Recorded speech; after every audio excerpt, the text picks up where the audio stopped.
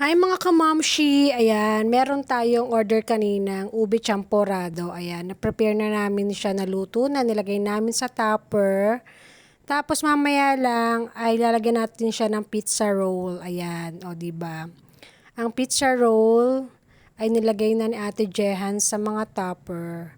Kasi combo ang luto namin. So ayan na nga, mamaya lalagyan naman natin siya ng gatas para mas yummy siya and creamy.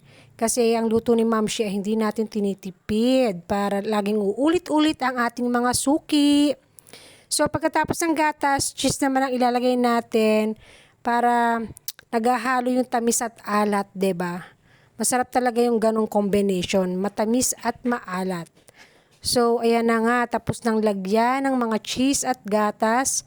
So inire-repack niya ni Ate Jehan. Ayan, ready to deliver ang aming combo for today's video.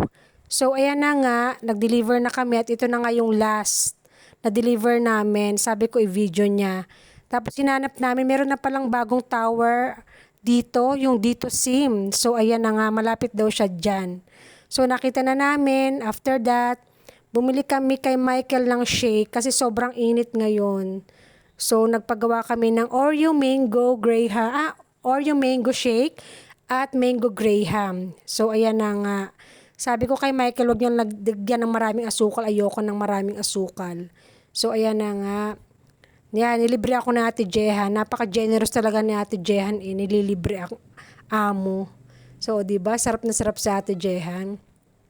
So, ayan na nga, sabi ko, sana wag akong ubuhin sa pagkain itong pumunta muna kami doon sa grocery para bumili ng cowbell para bukas sa aming lulutuin sa aming tinda. So yan, binidyohan ko si Ate Jehan. So 'di ba?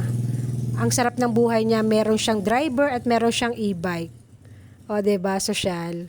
So ayan na nga, habang namimili sa Ate Jehan, sabi ko, magse-selfie ako ng video. Titingnan ko kung hindi ako ubuhin. Yung pala, inubo ako. Grabe kasi ang lamig. Talagang sakit sa lalamunan. Yan, ubong-ubo tuloy ako.